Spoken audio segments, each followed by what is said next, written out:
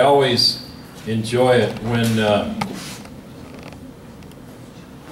God always has a way of defying all odds in the sense of how things operate in the earth, and there's such a stigma in most people's minds because of things that happen in the Middle East, especially with groups like ISIS and so forth, and rightfully so, just because of all of the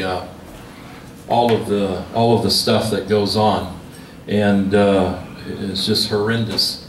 And what I'm discovering is God has an amazing advantage that that we have access to, but most don't access it, and that His advantage is seeing everything from an eternal perspective. And so while there's so many things that go on, and the senselessness of death, not just in the Middle East, I mean, you read it in our our news today in the U.S., just so many off the charts of just stuff that goes on. But yet He's able to view that from an eternal perspective. And while there's a level of mourning that takes place in the earth, heaven treats it quite differently. And certainly a type of mourning where those who don't know God and are confronted with that reality in the hereafter, so to speak. But there is this understanding that this is but a moment, and when we leave this moment, then we are dealing with a level of eternity that we've never dealt with before or walked in. And so God is always looking at and seeing that, and I think it's amazing that when we enter into something to where by the Spirit, you can only do it by the Spirit, because you can't do it in the natural. You can't look and see certain things that take place in eastern parts of the world where there's just so many things going on in these different groups, and be able to look and see life. That in the midst of that there's life in there. And so you can only do that by the Spirit. And I felt today that what God was wanting is to bring us up into a realm and see that light does shine in the darkness. And you and I are a result of that. That light shines in the darkness. And to the degree that we are able to see that is the degree I believe that God is able to project His kingdom authority in those realms. And I was seeing, as we were worshiping, children that are subject to a lot of brainwashing, a lot of ideology that is just out there, that is just beyond anything that most could imagine.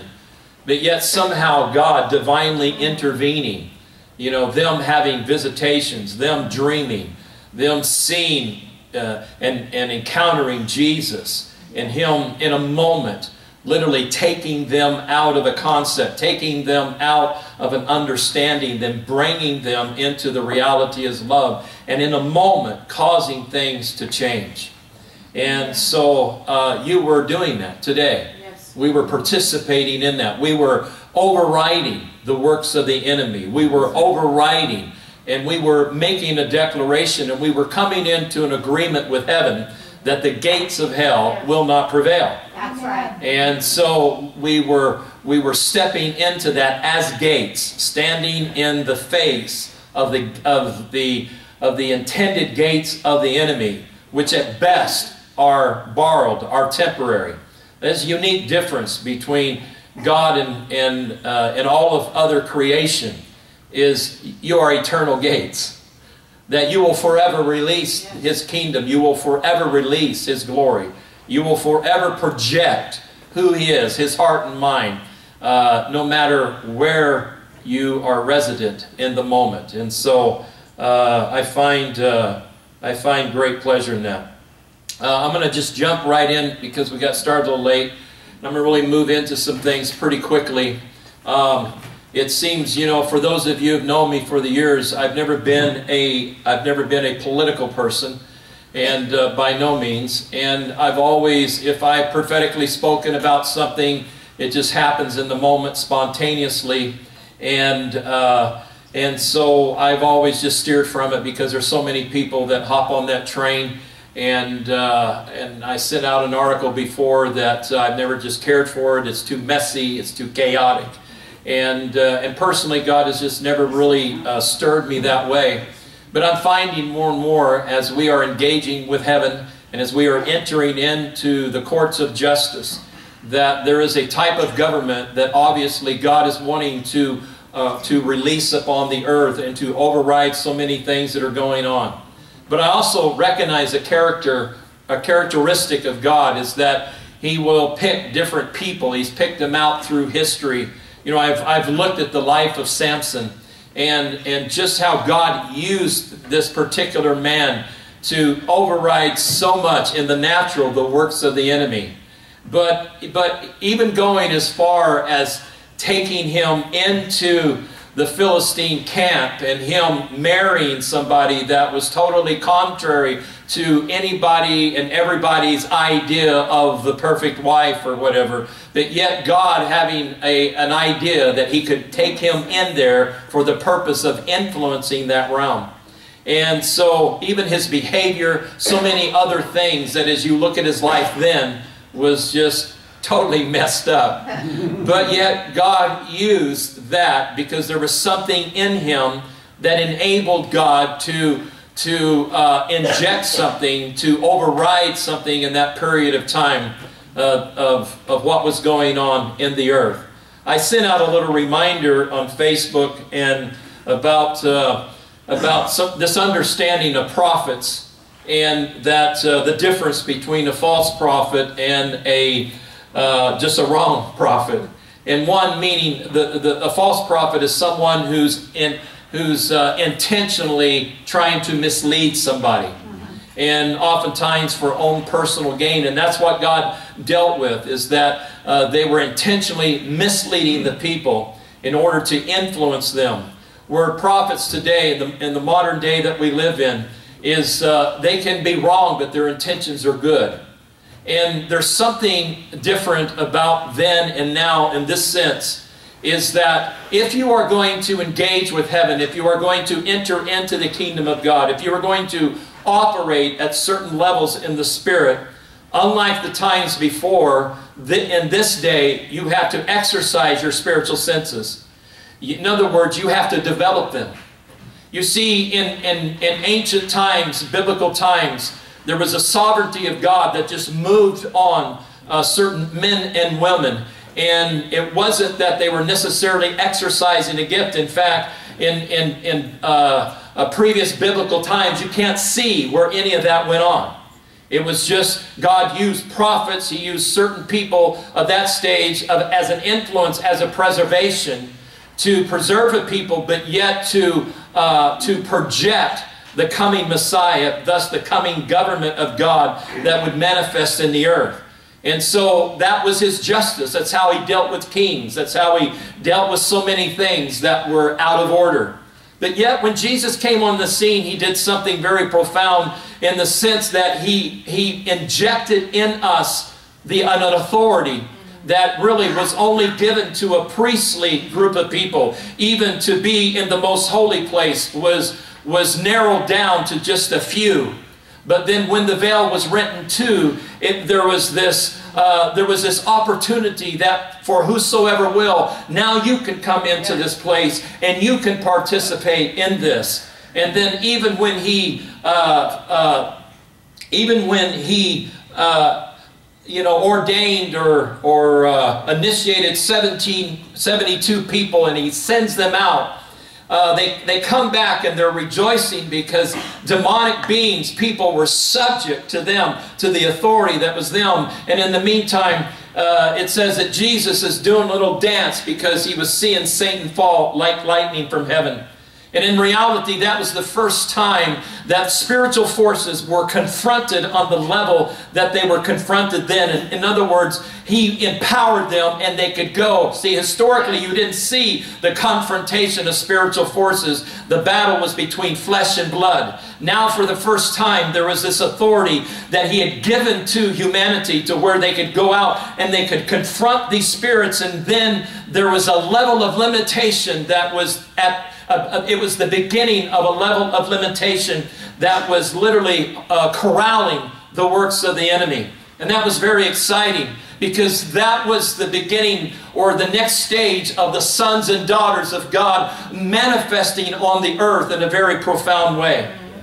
And so we see the graduation of this. We see God constantly empowering, constantly injecting, constantly loving for the purpose of bringing us from one level to the next, to take us from one realm of glory to the next realm of glory, for the purpose of expanding His kingdom that is beyond anybody's imagination. And make no mistake, that regardless of what you see going on in the earth, regardless of what you see going in so many other four corners of the world, God is expanding His kingdom. Yes. His kingdom is not shrinking, but it's growing. His kingdom is prevailing. And there is an unusual illusion that has taken place, because most people are governed by their perception. And so even in the political world, what we do is we look at people in the natural. We read all the different things that they represent, all the things that they have done, and all of the things that they haven't done. And therefore we come to a determining factor based on what we would call the previous fruits of their life. But there comes a time that you have to be able to look beyond that. You have to be able to look through it. You have to be able to look at the very heart, the very intent of what God is doing, and realize that there's some things that look chaotic, and there's some things and some people that look messed up, that God will intentionally use to literally capture the enemy by surprise. And He did that ever so often. That even when Jesus manifested in the earth, He came in such a form that as people looked around, they didn't recognize the form of God. They looked at Jesus and was like, you're God, and there's no way. And yet, it was an opportunity to come incognito. It was an opportunity to come in disguise. And the reason being is because He had to die. He had to go to the grave. And therefore, there were things that were hidden from them on purpose so that He could do what He was destined to do. But however, when Jesus died and was resurrected, it was like the secret sea of heaven, the secret sea of eternity was lifted. Yeah. And it was like the Lord said, now this is an open book. Now I'm being blatant. Now I'm being visible. Now I want everybody to know who you are in me. And there was a game change where now God was willing and wanting to manifest Himself. We looked previously at elections of these United States, and how many times have we voted for people that looked the part and they sounded good. They had this articulation about them that they knew how to speak, and because they knew how to feed into the need of the people. And therefore there was a level of blindness that people, they wanted something, they needed it. And even today there's a level of danger that is involved in that. And yet there's something else that seems to be at work. As I've been watching, which I rarely didn't do that much before, but I find myself being more attentive now because I'm seeing something behind the scenes in the spirit of what God is doing. And I sent out a thing that I realize now that what God is doing is He's redefining the political scene. That the people that you are going to see rise up in the office, and I'm not just talking about one or two, I'm talking about several people rising up in fields of influence. They will not be politicians. They will not be the norm standard. They will not be out of the same mold. And the reason being is because there are people who have a level of understanding, people in businesses, people in other groups of the kingdoms of this world that are rising up more and more. And mind you, I'm being extremely careful to even look at one in particular and say, oh, this is it, or that is it, or whatever. I'm just looking at things as a whole and realizing that God is saying, today, in the earth today, I'm going to redefine the government.